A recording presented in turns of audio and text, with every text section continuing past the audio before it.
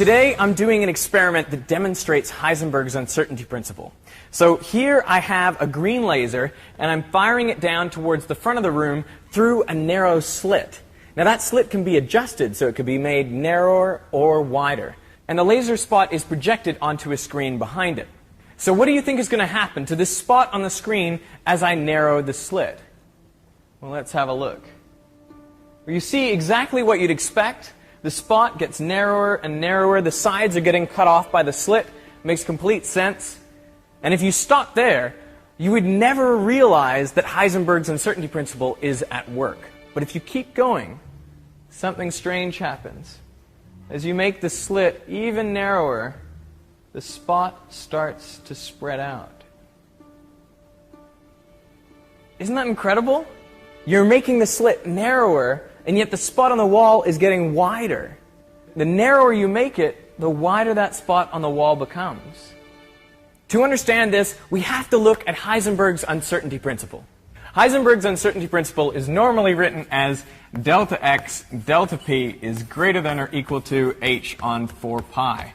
So what does this mean? Well, it's about the position and the momentum of a particle. So x is the position of the particle and p is its momentum. So delta x is the uncertainty in position and delta p is the uncertainty in the momentum. Now, if you multiply those two quantities together, they must always be greater than or equal to h on 4 pi. Now, h is Planck's constant, and that deserves a video all to itself, like this one by 60 symbols.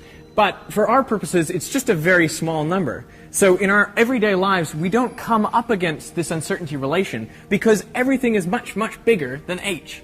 But as we narrowed the slit, we were decreasing delta x for those photons. So we were getting more and more precise about where the photons were passing through that slit. And at a certain point, you come to this limit, so that if you narrow this any further, you're going to break this uncertainty relationship. So what needs to happen is the uncertainty in momentum needs to go up. I should specify this is uncertainty in momentum in the x direction, in the horizontal direction. So if before photons were going perfectly straight, now they must veer off to the left or to the right to ensure that we don't break Heisenberg's uncertainty relation. And the more you decrease your uncertainty in position, the more narrow you make that slit, the more the uncertainty in momentum has to go up. And so if these photons are going to the left and the right, that's going to produce a much wider beam. It's really, really non-intuitive, but it's the way the world works.